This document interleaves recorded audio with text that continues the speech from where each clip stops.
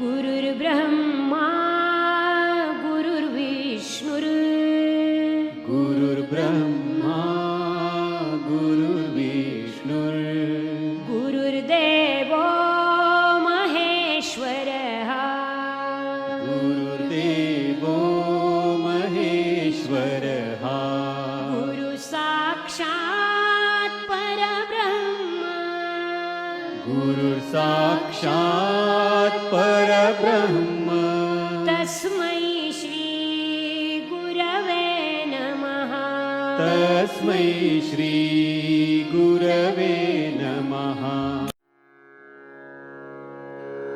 ॐ नमो भगवते वासुदेवाय ॐ नमो भगवते वासुदेवाय ॐ नमो भगवते वासुदेवाय ॐ नमो भगवते वासुदेवाय ॐ नमो भगवते वासुदेवाय वासुदेवाय वासुदेवाय।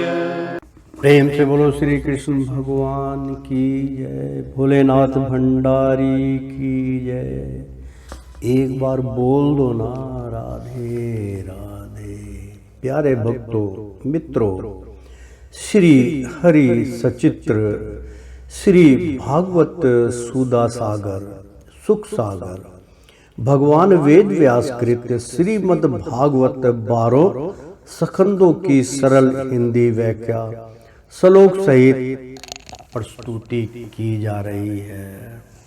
आचार्य श्री राजेंद्र कुमार सूर्यवंशी भगवान श्री कृष्ण की चरणों की धूल उनके शिष्य उनके मुख के द्वारा अमृत वाणी का प्रसाद, यज्ञ का प्रसाद, विष्णु नारायण के यज्ञ का प्रसाद आप तक वितरण कर रहे हैं। लेना मत भूलिए। प्रेम से बोलो श्री कृष्ण भगवान की जय। मित्रों, अष्टम स्कंद का 16वां अध्याय हम शुरू करने जा रहे हैं। 15वें अध्याय में ब्राह्मण देवताओं की कृपा से प्राप्त समुद्र राज लक्ष्मी का वे बड़ी उदारता से उपभोग करने लगे और अपने को कृत्य के सा मानने लगे। प्रेम से बोलो श्री कृष्ण भगवान की जय। यहाँ तक हमने पिछली कथा आपको सुनाई थी। 16वां अध्याय अष्टम स्कंद का हम शुरू करने जा रहे हैं। कश्यप जी के द्वारा आदित्य को पयोव्रत का उपदेश। श्री सुखदेव जी कहते हैं, परीक्षित, जब देवता इस प्रकार भाग कर छिप गए और दैत्यों ने स्वर्ग पर अधिकार कर लिया, देव माता अदिति को बड़ा दुख हुआ। वे अनाथ सी हो गई। एक बार बहुत दिनों के बाद जब परम प्रभावशाली कश्यप मुनि की समाधि टूटी, तब वे अदिति के आश्रम पर आए। उन्होंने देखा कि ना तो वहाँ सुख शांति और ना किसी प्रकार का उत्साह या सजावट ही। परीक्षित, जब वे वहां जाकर आसन पर बैठ गए और अदिति ने विधि पूर्वक उनका सत्कार कर दिया, तब वे अपनी पत्नी अदिति से, जिनसे चेहरे पर बड़ी उदासी छाई हुई थी, बोले, कल्याणी, इस समय संसार में ब्राह्मणों पर कोई विपत्ति तो नहीं आई है। धर्म का पालन तो ठीक ठीक होता है। काल के कराल गाल में पड़े हुए लोगों का कुछ अमंगल तो नहीं हो रहा है। प्रिय, गृहस्थ आश्रम तो जो लोग योग नहीं कर सकते उन्हें भी योग का फल देने वाला है। इस गृहस्थ आश्रम में रहकर धर्म, अर्थ और काम के सेवन में किसी प्रकार का विघ्न तो नहीं हो रहा है।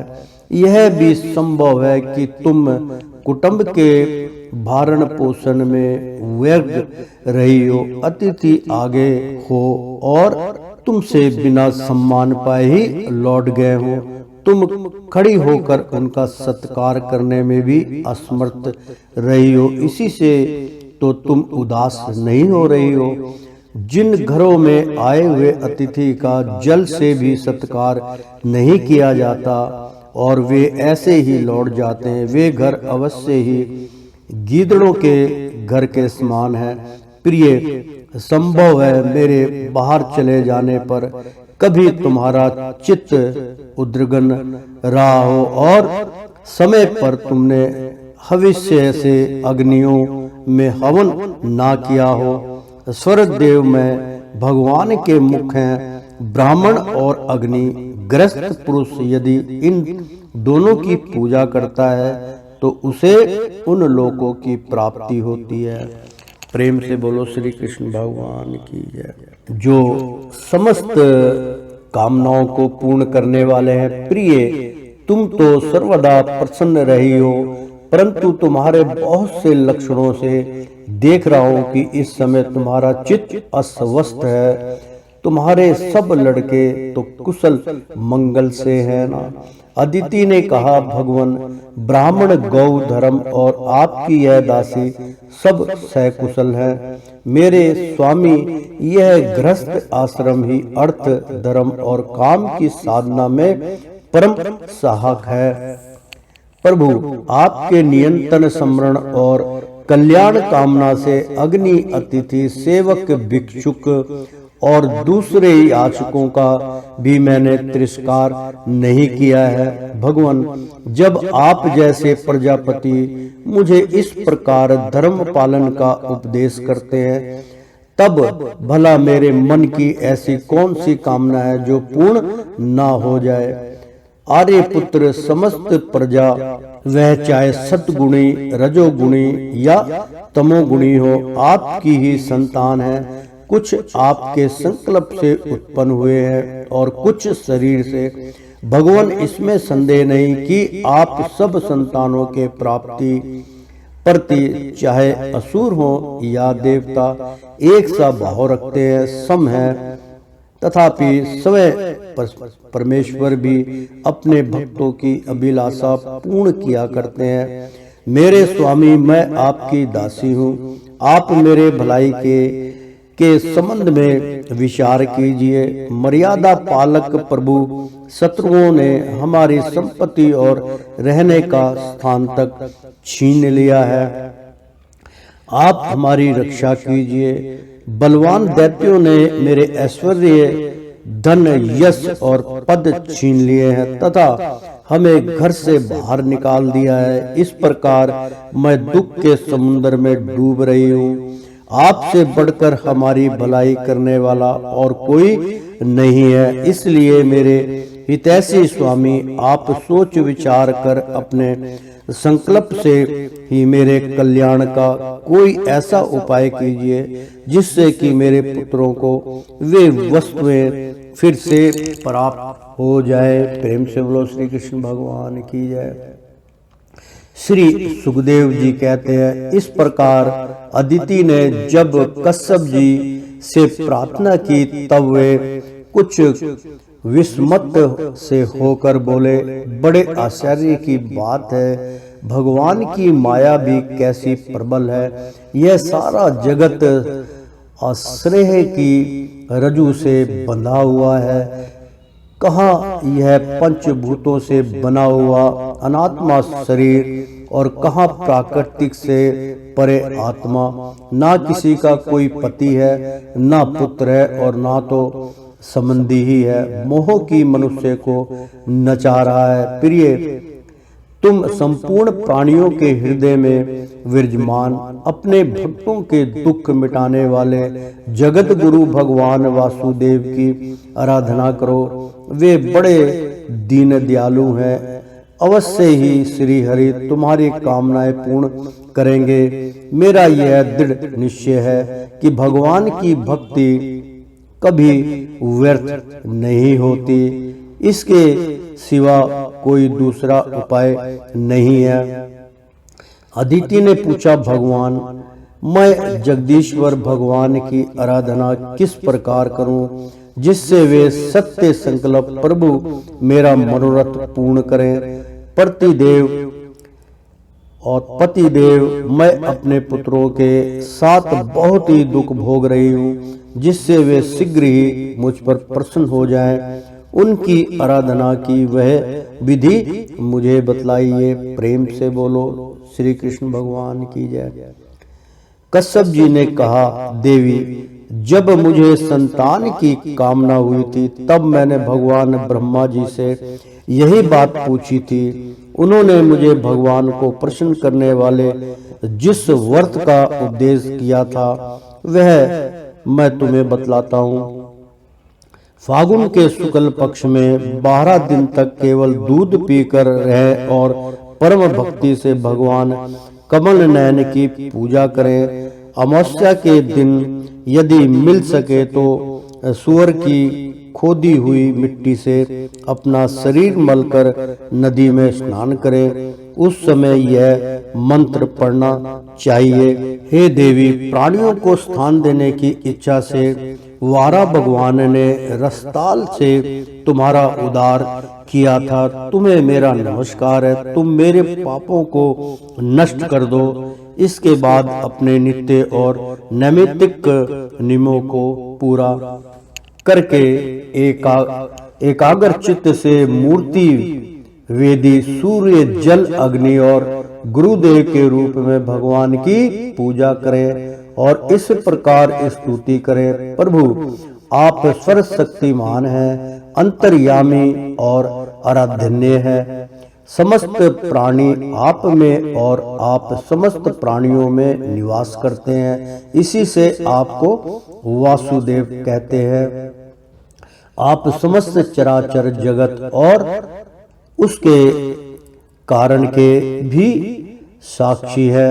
भगवान मेरा आपको नमस्कार है। आप व्यक्त और सूक्ष्म में, प्राकृतिक और पुरुष के रूप में भी आप ही स्थित है। आप 24 गुणों के जानने वाले और गुणों की संख्या करने वाले संख्या शास्त्र के प्रवर्तक है।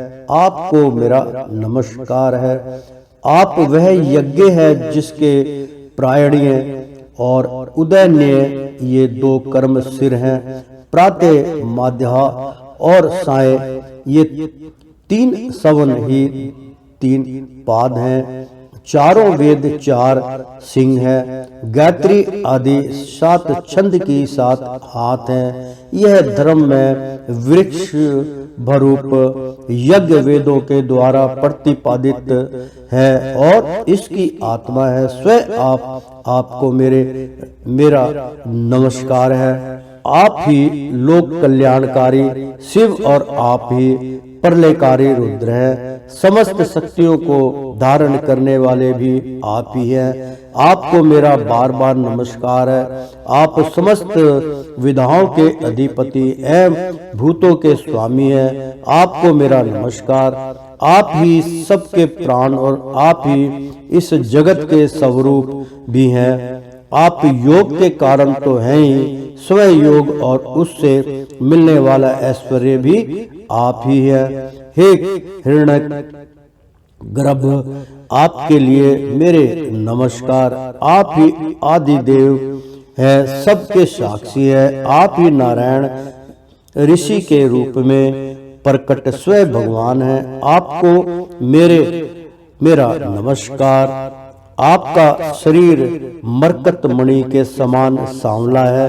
समस्त संपत्ति और सौंदर्य की देवी लक्ष्मी आपकी सेविका है।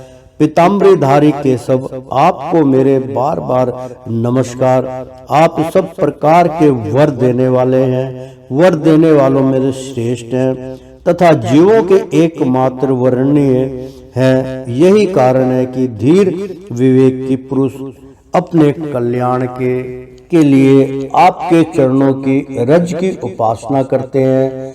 जिनके चरण कमलों की सुगंध प्राप्त करने की लालसा से समस्त देवता और स्वयं लक्ष्मी जी भी सेवा में लगी रहती है, वे भगवान मुझ पर प्रसन्न हो।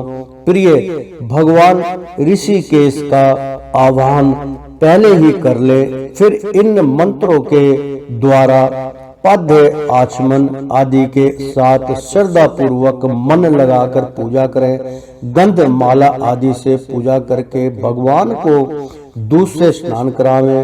उसके बाद वस्त्र, यज्ञोपवीत, आभूषण, पाद्य आचमन, गंध, धूप आदि के द्वारा द्वादशा चक्र मंत्र से भगवान की पूजा करें। यदि समर्थ हो तो दूध में पकाए हुए तथा घी और गुड़ मिले हुए साली के चावल का नैवेद्य लगावें और उसी का द्वादश साक्षार मंत्र से हवन करें। उस नैवेद्य को भगवान के भक्तों में बांट दे या स्वयं पालें। आचमन और पूजा के बाद तंबूल निवेदन करें। 108 बार द्वादश साक्षार मंत्र का जप करें और स्तुतियों के द्वारा भगवान का स्तवन करें। पद्र छीना करके बड़े प्रेम और आनंद से भूमि पर लौटकर दंडवत प्रणाम करें। निर्मल्य को सिर से लगाकर देवताओं का विसर्जन करें। कम से कम 2 ब्राह्मणों को यथोचित रीति से खीर का भोजन करावें। दक्षिणा आदि से उनका सत्कार करें। इसके बाद उसने आज्ञा लेकर अपने इष्ट मित्रों के साथ बचे हुए अन्न को स्वयं ग्रहण करें। उस दिन ब्रह्मचार्य से रहे और दूसरे दिन प्रातः काल ही स्नान आदि करके पवित्रता पूर्वक विधि से एकाग्र होकर भगवान की पूजा करें। इस प्रकार जब तक व्रत समाप्त ना हो तब तक दूध से स्नान कराकर प्रतिदिन भगवान की पूजा करें। भगवान की पूजा में आदर बुद्धि रखते हुए केवल प्रवृत्ति रहकर यह व्रत करना चाहिए। पूर्वव्रत प्रतिदिन हवन और ब्राह्मण भोजन भी कराना चाहिए। इस प्रकार पयोवर्ती रहकर 12 दिन तक प्रतिदिन भगवान की आराधना, होम और पूजा करे तथा ब्राह्मण भोजन कराता रहे।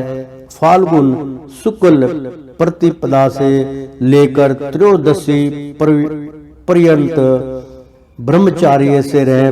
पृथ्वी पर शयन करें और तीनों समय स्नान करें। झूठ ना बोलें, पापियों से बात ना करें, पाप की बात ना करें। छोटे बड़े सब प्रकार के भोगों का त्याग कर दें। किसी भी प्राणी को किसी प्रकार से कष्ट ना पहुंचावे। भगवान की आराधना में लगा ही रहे। त्रयोदशी के दिन विधि जानने वाले ब्राह्मणों के द्वारा शास्त्रों तक विधि से भगवान विष्णु को पंचामृत स्नान करावें। उस दिन धन का संकोच छोड़कर भगवान की बहुत बड़ी पूजा करनी चाहिए और दूध में चरु खीर पकाकर विष्णु भगवान को अर्पित करना चाहिए। अत्यंत एकाग्र चित्त से उसी पकाए हुए चरु के द्वारा भगवान का यंजन करना चाहिए और उनको प्रसन्न करने वाला गुण युक्त तथा स्वादिष्ट नैवेद्य अर्पण करना चाहिए। इसके बाद ज्ञान संपन्न आचार्य और रिश्ततौजों को वस्त्र, आभूषण और गौ आदि देकर संतुष्ट करना चाहिए। प्रिय, इसे भी भगवान की ही आराधना समझो। प्रिय आचार्य और ऋषि तत्वजों को शुद्ध सतीवक और गुण युक्त भोजन कराना ही चाहिए। दूसरे ब्राह्मण और आए हुए अतिथियों को भी अपनी शक्ति के अनुसार भोजन कराना चाहिए।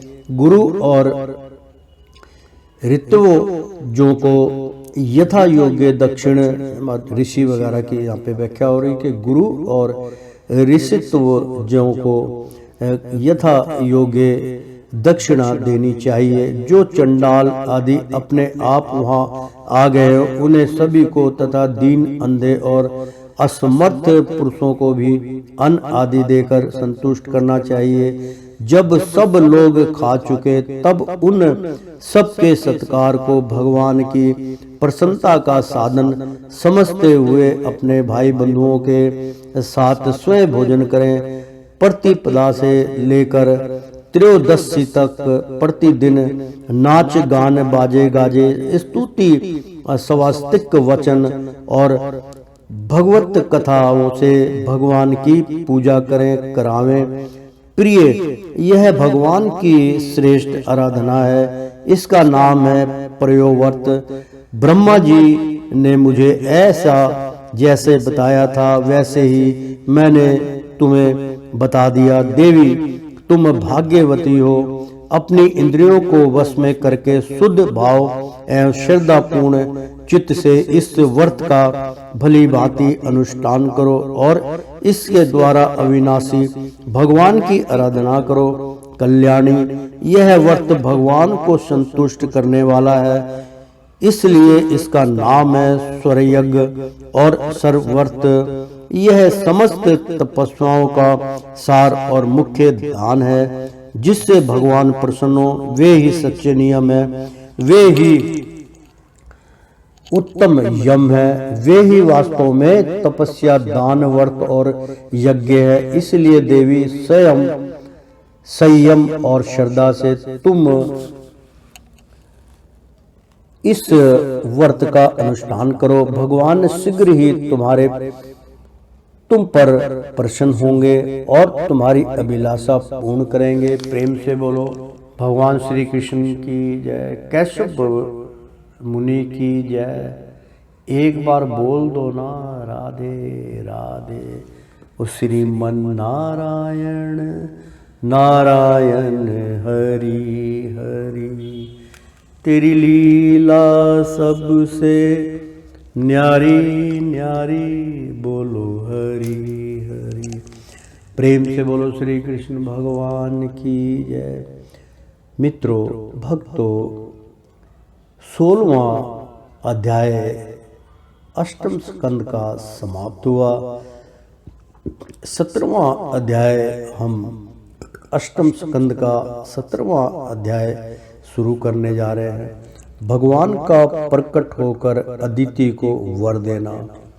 श्री सुखदेव जी कहते हैं, परीक्षित, अपने पति देव महर्षि कश्यप जी का उपदेश प्राप्त करके अदिति ने बड़ी सावधानी से 12 दिन तक इस व्रत का अनुष्ठान किया। बुद्धि को सारथी बनाकर मन की लगाम से उसने इंद्र रूप दुष्ट घोड़ों को अपने वश में कर लिया और एकनिष्ठ बुद्धि से वह पुरुषोत्तम भगवान का चिंतन करती रही। उसने एकाग्र बुद्धि से अपने मन को सर्व आत्मा भगवान वासुदेव में पूर्ण रूप से लगाकर प्रयोग व्रत का अनुष्ठान किया। तब पुरुषोत्तम भगवान उसके सामने प्रकट हुए। परीक्षित, ये वे पीतांबर धारण किए हुए थे, 4 भुजाएं थी और शंख चक्र गदा लिए हुए थे। अपने नेत्रों के सामने भगवान को सहसा प्रकट हुए देख अदिति सादर उठ खड़ी हुई और फिर प्रेम से विह्वल होकर उसने पृथ्वी पर लौटकर उन्हें दंडवत प्रणाम किया। फिर उठकर हाथ जोड़ भगवान की स्तुति करने की चेष्टा की, परंतु नेत्रों में आनंद के आंसू उमड़ आए। उससे बोला ना गया। सारा शरीर पुलकित हो रहा था। दर्शन के आनंदो लालास से उसके अंगों में कंप होने लगा था। वह चुपचाप खड़ी रही। परीक्षित, देवी अदिति अपने प्रेम पूर्ण नेत्रों से लक्ष्मीपति, विश्वपति, यज्ञेश्वर भगवान को इस प्रकार देख रही थी मानो वह उन्हें पी जाएंगी। फिर बड़े प्रेम से गदगद वाणी से धीरे धीरे उसने भगवान की स्तुति की। अदिति ने कहा, आप यज्ञ के स्वामी हैं और स्वयं यज्ञ भी आप ही हैं। अच्युत, आपके चरण कमलों का आश्रय लेकर लोग भव सागर से तर जाते हैं। आपके यश कीर्तन का स्मरण भी संसार से तारने वाला है। आपके नामों के स्वर्ण मात्र से ही कल्याण हो जाता है। आदि पुरुष जो आपकी शरण में आ जाता है उसकी सारी युक्तियों का आप नाश कर देते हैं। भगवान, आप दिनों के स्वामी हैं, आप हमारा कल्याण कीजिए। आप विश्व की उत्पत्ति, स्थिति और प्रलय के कारण हैं और विश्व रूप भी आप ही है। अनंत होने पर भी स्वच्छंदता से आप अनेक शक्ति और गुणों के स्वीकार कर लेते हैं। आप सदा अपने स्वरूप में ही स्थित रहते हैं। नित्य निरंतर बढ़ते हुए पूर्ण बोध के द्वारा आप हृदय के अंधकार को नष्ट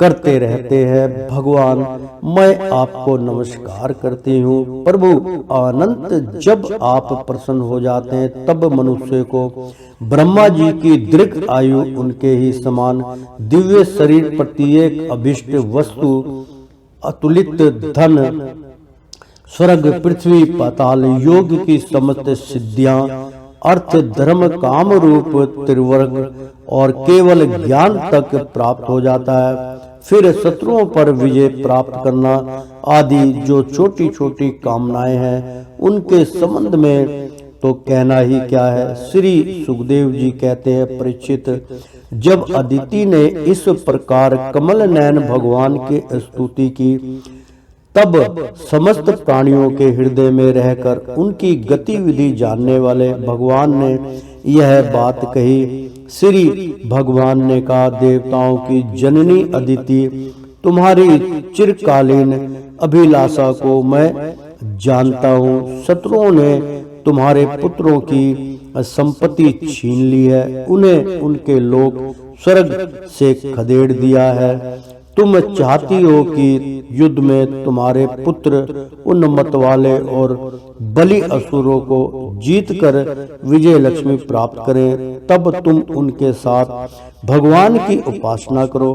तुम्हारी इच्छा यह भी है कि तुम्हारे इंद्र आदि पुत्र जब शत्रुओं को मार डाले तब तुम उनकी रोती हुई दुखी स्त्रियों को अपनी आंखों देख सको।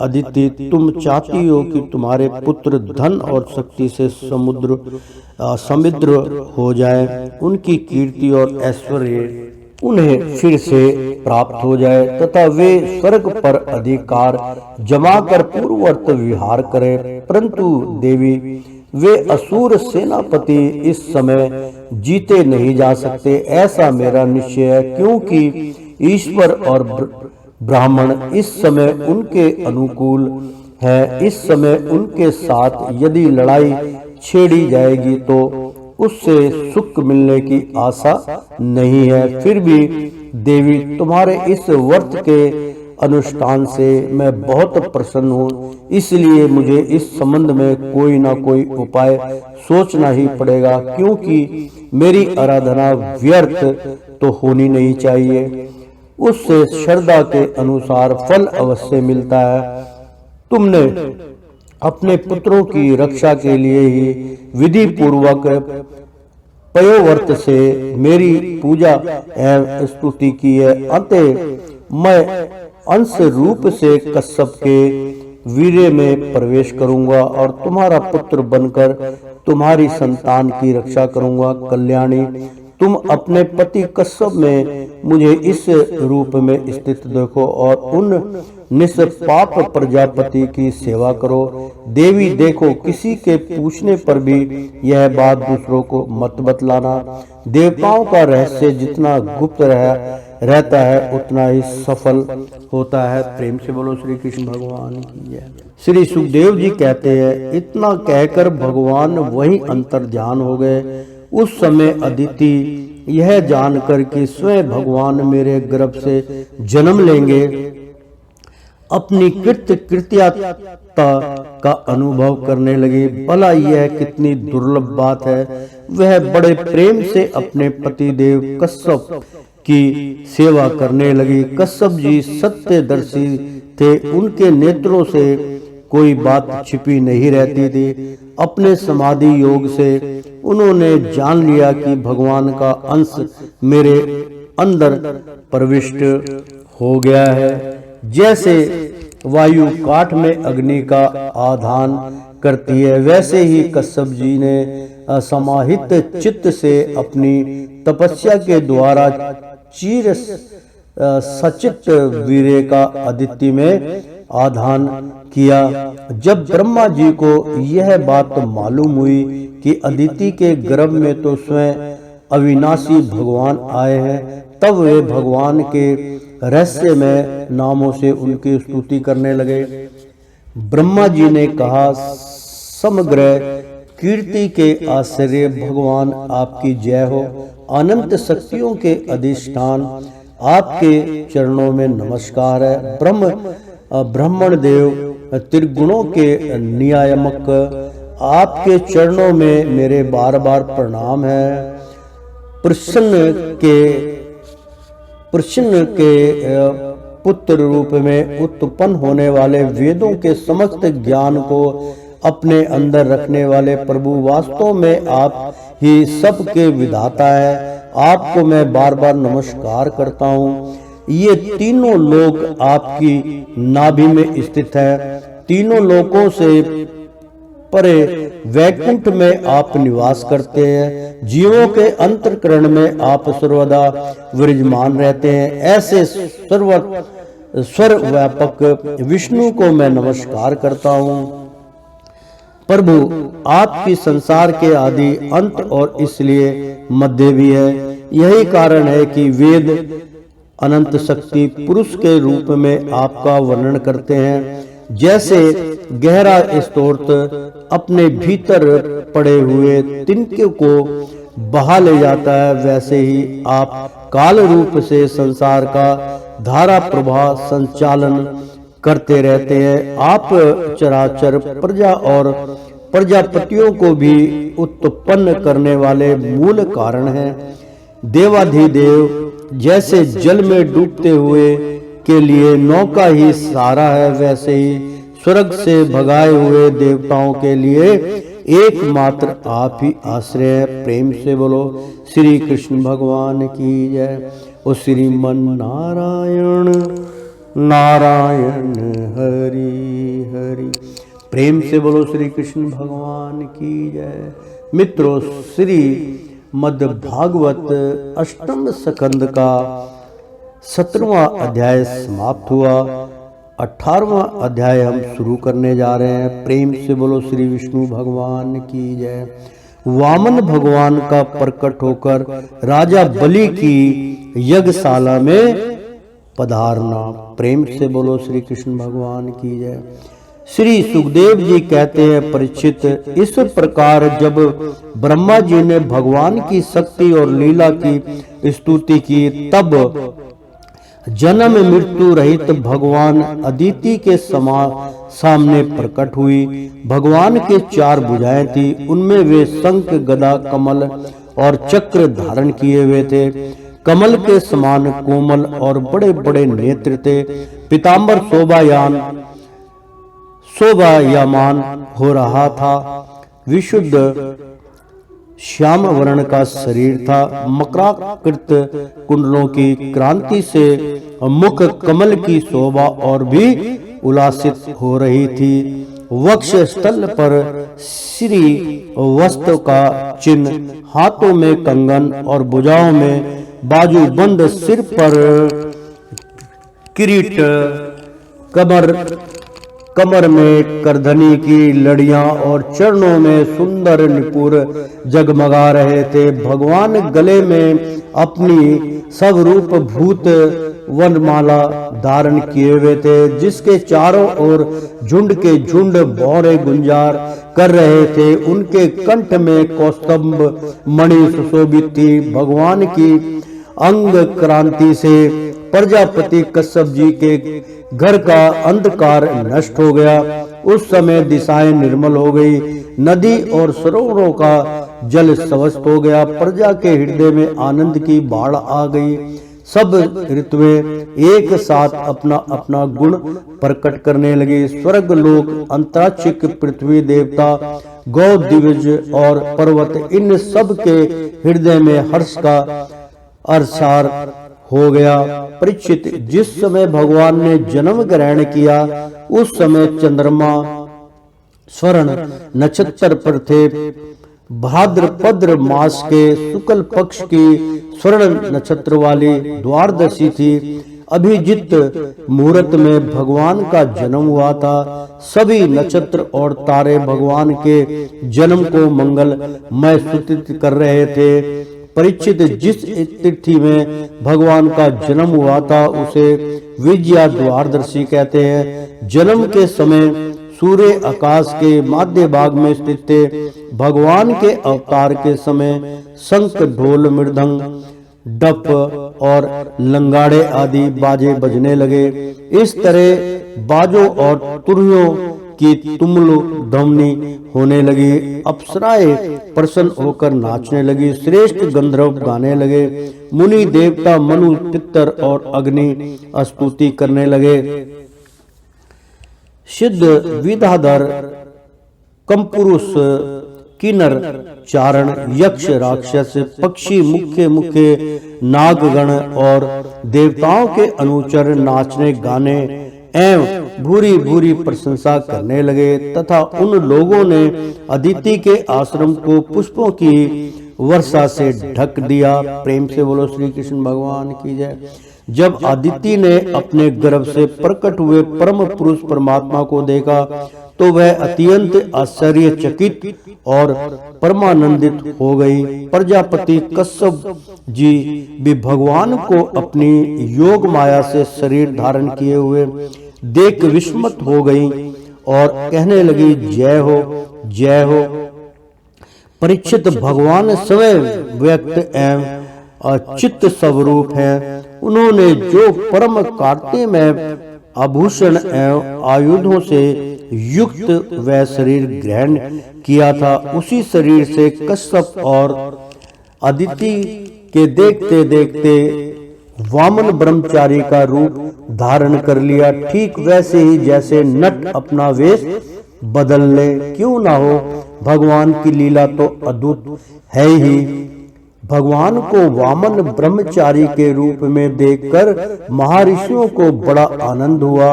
उन लोगों ने कश्यप प्रजापति को आगे करके उनके जात कर्म आदि संस्कार करवाए। जब उनका उपनयन संस्कार होने लगा तब गायत्री के अधिष्ठाता देवता सविता ने उन्हें गायत्री का उपदेश दिया। देवगुण बृहस्पति जी ने यज्ञोपवीत और कश्यप ने मेखला दी। पृथ्वी ने कृष्ण मृग का चर्म, वन के स्वामी चंद्रमा ने दंड, माता अदिति ने कौपिन और कटी वस्त्र एवं आकाश के अभिमानी देवता ने वामन बेशधारी भगवान को छत्र दिया। परीक्षित, अविनाशी प्रभु को ब्रह्मा जी ने कमंडलू, सप्त ऋषियों ने कुश और सरस्वती ने रुद्राक्ष की माला संप्रीत की। इस रीति से जब वामन भगवान का उपनयन संस्कार हुआ तब यक्ष राज कुबेर ने उनको भिक्षा का पात्र और सती शिरोमणि जगजननी स्वयं भगवती उमा ने भिक्षा दी। इस प्रकार जब सब लोगों ने वटु वेशधारी भगवान का सम्मान किया तब वे ब्रह्म ऋषियों से भरी हुई सभा में अपने ब्रह्मा तेज के कारण अत्यंत शोभामान हुए। इसके बाद भगवान ने स्थापित और प्रज्वलित अग्नि का कुशों से परिसमोहन और परिस्तरण करके पूजा की और समिधाओं से हवन किया। परीक्षित, उस समय भगवान ने सुना कि सब प्रकार की सामग्रियों से संपन्न यह सभी बलि भृगुवंशी ब्राह्मणों के आदेश अनुसार बहुत से अश्वमेघ यज्ञ कर रहे हैं। तब उन्होंने वहां के लिए यात्रा की। भगवान समस्त शक्तियों से युक्त हैं। उनके चलने के समय उनके भार से पृथ्वी पग पग पर झुकने लगी। नर्मदा नदी के उत्तर तट पर भृगु कच्छ नाम का एक बड़ा सुंदर स्थान था। वहीं बलि के भृगुवंशी ऋत्वज श्रेष्ठ यज्ञ का अनुष्ठान कर रहे थे। उन लोगों ने दूर से ही वामन भगवान को देखा तो उन्हें ऐसा जान पड़ा मानो साक्षात सूर्य देव का उदय हो रहा हो। परीक्षित, वामन भगवान के तेज से ऋत्वज यजमान और सदस्य सब के सब निस्तेज हो गए और वे लोग सोचने लगे कि कहीं यज्ञ देखने के लिए सूर्य भगवान अग्नि अथवा सनत कुमारों तो नहीं आ रहे हैं। भृगु के पुत्र शुक्राचार्य आदि अपने शिष्यों के साथ इसी प्रकार अनेकों कल्पनाएं कर रहे थे। उसी समय हाथ में छात्र दंड और जल से भरा कमंडलू लिए हुए वामन भगवान ने अश्वमेघ यज्ञ के मंडप में प्रवेश किया। वे कमर में मूंज की मेखला और गले में यज्ञोपवीत धारण किए हुए थे। बगल में मृग चरम था और सिर पर जटा थी।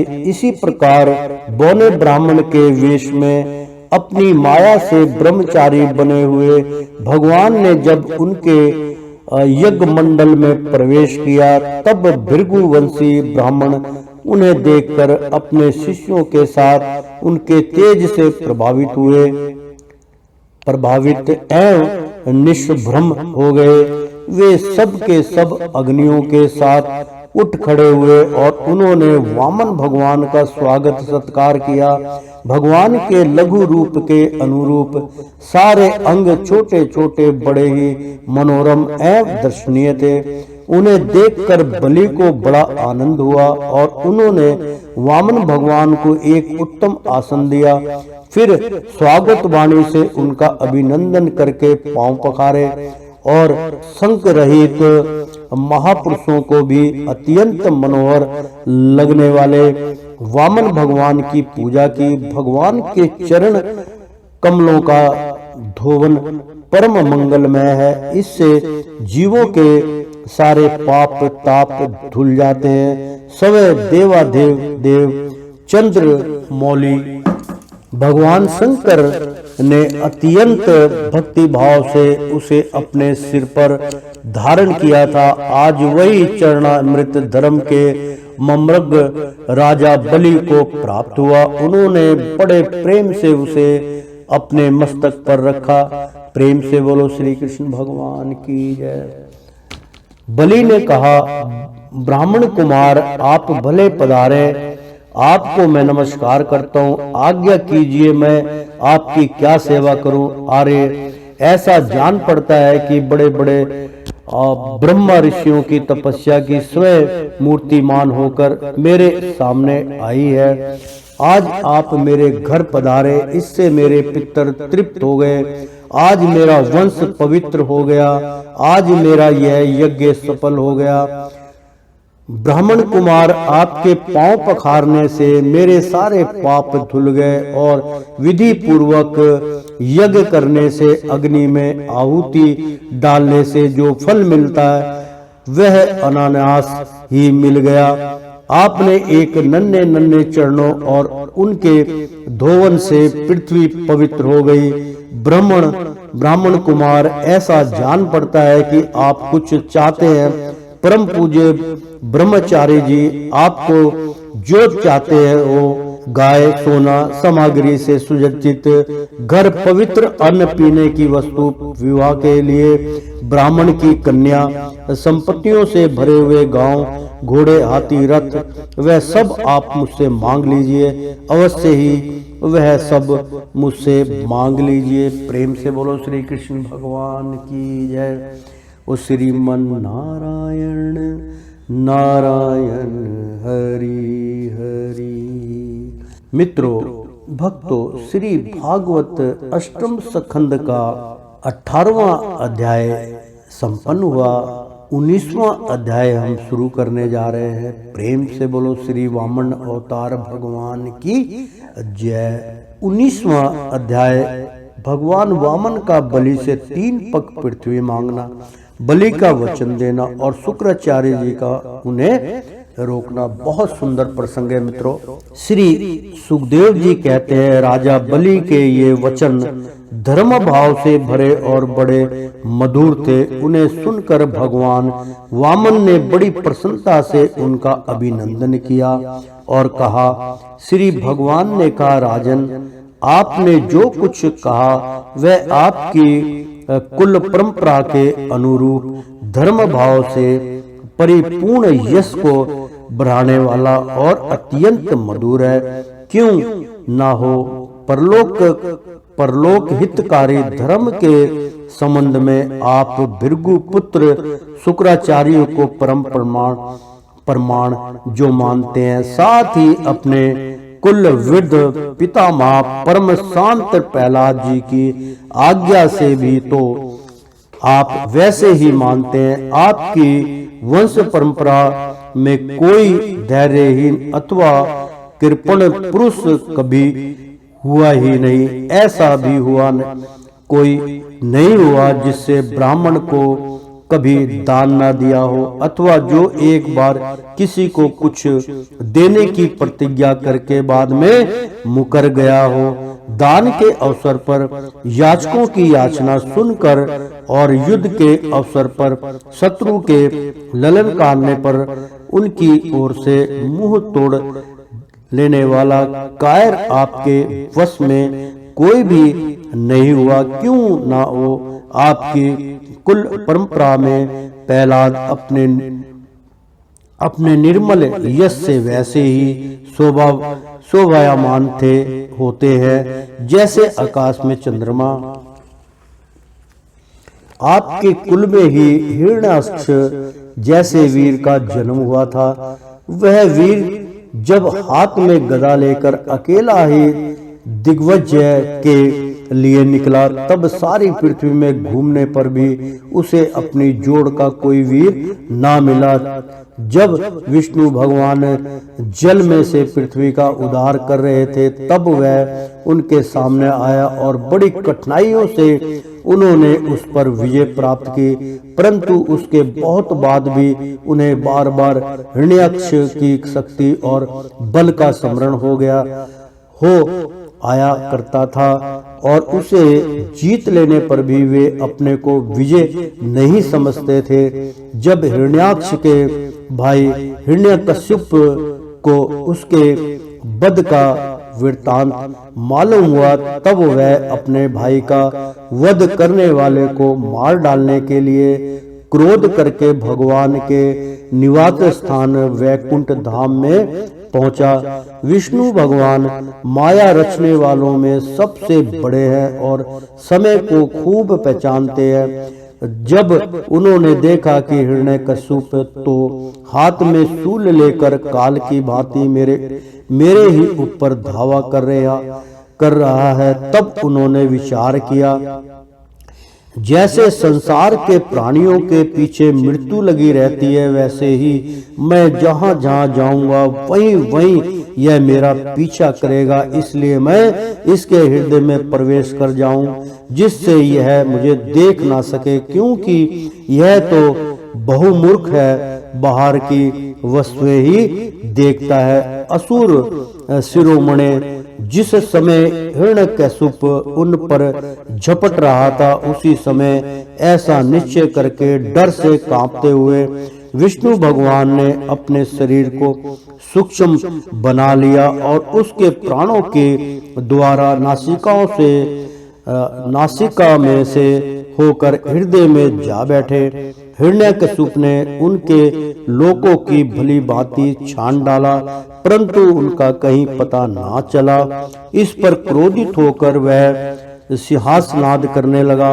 उस वीर ने पृथ्वी, स्वर्ग, दिशा, आकाश, पाताल और समुद्र सब कहीं विष्णु भगवान को ढूंढा, परंतु वे कहीं भी उसे दिखाई ना दिए। उनको कहीं ना देखकर वह कहने लगा, मैंने सारा जगत छान डाला परंतु वह मिला नहीं।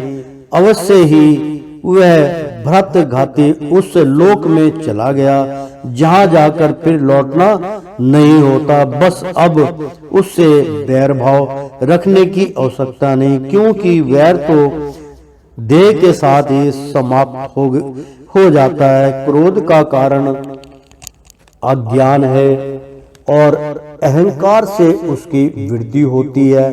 राजन, आपके पिता प्रहलाद नंदन विरोचन बड़े ही ब्राह्मण भक्त थे, यहाँ तक कि उनके शत्रु देवताओं ने ब्राह्मणों का वेश बनाकर उनसे उनकी आयु का दान मांगा और उन्हें ब्राह्मणों के छल को जानते हुए भी अपनी आयु दे डाली। आप भी उसी धर्म का आचरण करते हैं जिसका शुक्राचार्य आदि गृहस्थ ब्राह्मण आपके पूर्वज प्रहलाद और दूसरे यशस्वी वीरों ने पालन किया है। दैत्येंद्र, आप मुंह मांगी वस्तु देने वालों में श्रेष्ठ हैं। इसी से मैं आपसे थोड़ी सी पृथ्वी केवल अपने पैरों से 3 डग मांगता हूँ। प्रेम से बोलो श्री कृष्ण भगवान की जय।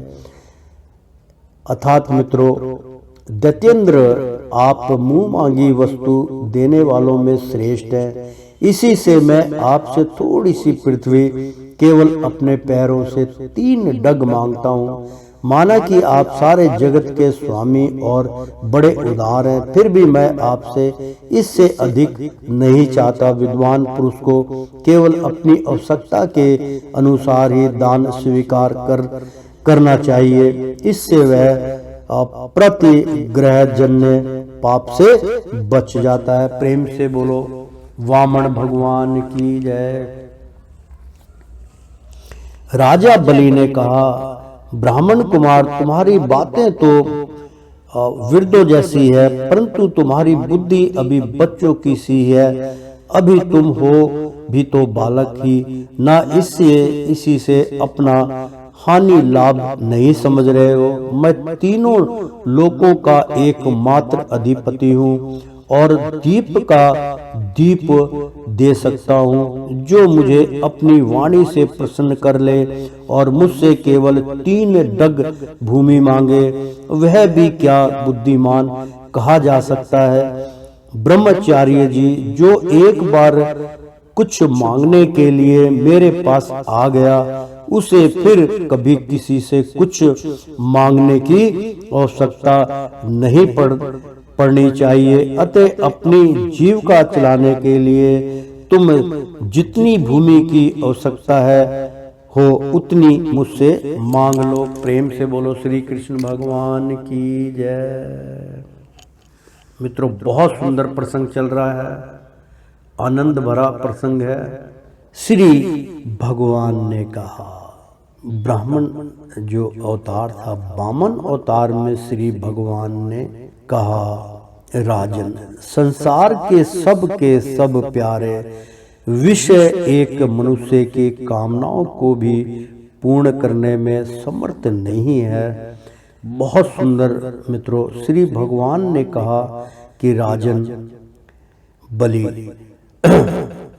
के राजन, संसार के सब प्यारे विषय एक मनुष्य की कामनाओं को भी पूर्ण करने में समर्थ नहीं है। यदि वह अपनी इंद्रियों को वश में रखने वाला संतोषी ना हो, जो 3 पग भूमि से संतोष नहीं कर लेता, उसे 9 वर्षों से युक्त एक दीप भी दे दिया जाए तो भी वह संतुष्ट नहीं हो सकता, क्योंकि उसके मन में 7 दीप पाने की इच्छा बनी ही रहेगी। मैंने सुना है कि पृथु, गय आदि नरेश 7 द्वीपों के अधिपति थे, परंतु भगवान ने कहा, राजन, संसार के सब प्यारे विषय एक मनुष्य की कामनाओं को भी पूर्ण करने में समर्थ नहीं है, यदि वह अपनी इंद्रियों को वश में रखने वाला संतोषी ना हो। जो 3 पग भूमि से संतोष नहीं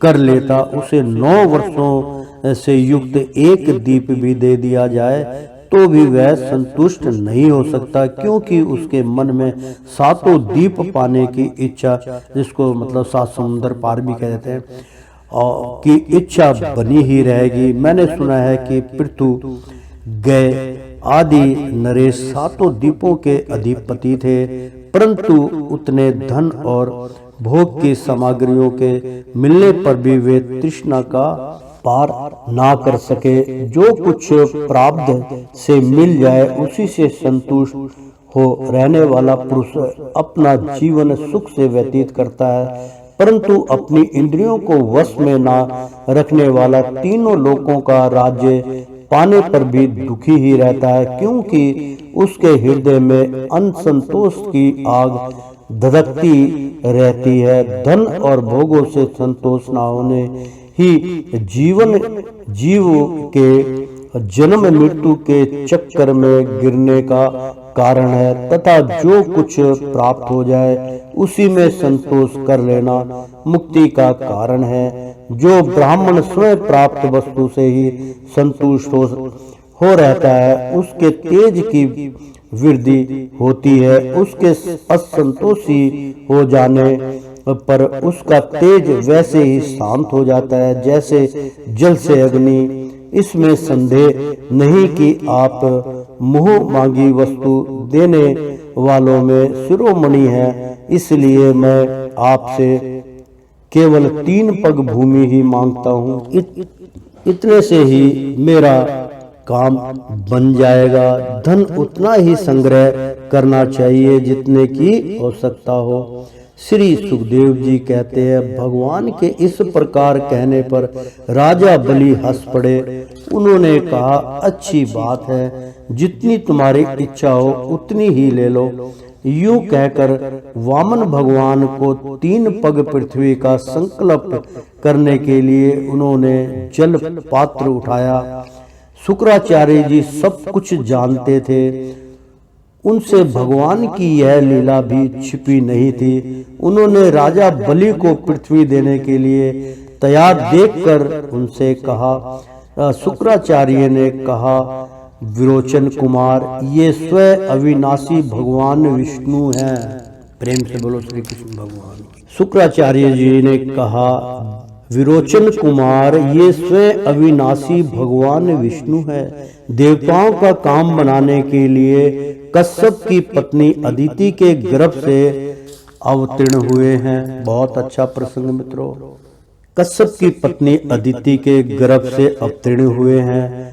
तुमने यह अनर्थ ना जानकर कि ये मेरा सब कुछ छीन लेंगे, उन्हें दान देने की प्रतिज्ञा कर ली है। यह तो दैत्यों पर बहुत बड़ा अन्याय होने जा रहा है, इसे मैं ठीक नहीं समझता। स्वयं भगवान ही अपनी योग माया से यह ब्रह्मचारी बनकर बैठे हुए हैं। ये तुम्हारा राज्य, ऐश्वर्य, लक्ष्मी, तेज और विश्व विख्यात कीर्ति सब कुछ तुमसे छीन कर इंद्र को दे देंगे। ये विश्व रूप है, 3 पग में तो ये सारे लोगों को नाप लेंगे। मूर्ख, जब तुम अपना सर्वस्व ही विष्णु को दे डालोगे तो तुम्हारा जीवन निर्वाह कैसे होगा। ये विश्व व्यापक भगवान एक पग में पृथ्वी और दूसरे पग में स्वर्ग को नाप लेंगे। इनके विशाल शरीर से आकाश भर जाएगा, तब इनका तीसरा पग कहाँ जाएगा, तुम उसे पूरा ना कर सकोगे। ऐसी दशा में मैं समझता हूँ कि प्रतिज्ञा करके पूरा ना कर पाने के कारण तुम्हें नरक में ही जाना पड़ेगा, क्योंकि तुम अपनी ही की हुई प्रतिज्ञा को पूर्ण करने में सर्वथा असमर्थ हो जाओगे। विद्वान पुरुष उस दान की प्रशंसा नहीं करते जिसके बाद जीवन निर्वाह करने के लिए कुछ बचे ही नहीं। जिसका जीवन निर्वाह ठीक ठीक चलता है वही संसार में दान, यज्ञ, तप और परोपकार के कर्म कर सकता है। जो मनुष्य अपने धन को 5 भागों में बांट देता है, कुछ धर्म के लिए, कुछ यश के लिए, कुछ धन की अभिवृद्धि के लिए, कुछ भोगों के लिए और कुछ अपने सर्वजनों के लिए, वही इस लोक और परलोक दोनों में ही सुख पाता है। असुर शिरोमणे, यदि तुम्हें अपनी प्रतिज्ञा टूट जाने की चिंता हो तो मैं इस विषय में तुम्हें कुछ त्रिवेद की श्रुतियों का आशय सुनाता हूँ, तुम सुनो। श्रुति कहती है, किसी को कुछ देने की बात स्वीकार कर लेना सत्य है और नकार जाना अर्थात अस्वीकार कर देना असत्य है। यह शरीर एक वृक्ष है और सत्य इसका फल फूल है, परंतु यदि वृक्ष ही ना रहे तो फल फूल कैसे रह सकते हैं? क्योंकि नकार जाना, अपनी वस्तु दूसरों को ना देना, दूसरे शब्दों में अपना संग्रह बचाए रखना, यही शरीर रूप वृक्ष का मूल है। जैसे जड़ ना रहने पर वृक्ष सूख कर थोड़े ही दिनों में गिर जाता है, उसी प्रकार यदि धन देने से स्वीकार ना किया जाए तो यह जीवन सूख जाता है, इसमें संदेह नहीं। हाँ, मैं दूंगा, वह वाक्य ही धन को दूर हटा देता है, इसलिए इसका उच्चारण ही अपूर्ण अर्थात धन से खाली कर देने वाला है। यही कारण है कि जो पुरुष हाँ मैं दूंगा ऐसा कहता है वह धन से खाली हो जाता है। जो याचक को सब कुछ देना स्वीकार कर लेता है वह अपने लिए भोग की कोई सामग्री नहीं रख सकता। इसके विपरीत मैं नहीं दूंगा, यह जो आविष्कारात्मक असत्य है वह अपने धन को सुरक्षित रखने तथा पूर्ण करने वाला है, परंतु ऐसे सब समय नहीं करना चाहिए। जो सबसे सभी वस्तुओं के लिए नहीं करता रह सकता, उसकी आकृति हो जाती है। वह तो जीवित रहने पर भी मृतक के समान ही है। स्त्रियों को प्रसन्न करने के लिए हास परिहास में, विवाह में कन्या आदि की प्रशंसा करते समय, अपनी जीविका की रक्षा के लिए प्राण संकट उपस्थित होने पर, गौ और ब्राह्मण के हित के लिए तथा किसी को मृत्यु से बचाने के लिए असत्य भाषण भी उतना निंदनीय नहीं है। प्रेम से बोलो श्री कृष्ण भगवान की जय। ओ श्रीमन नारायण नारायण हरि हरि, तेरी लीला सबसे न्यारी न्यारी, बोलो हरि हरि। प्रेम से बोलो श्री कृष्ण भगवान की जय।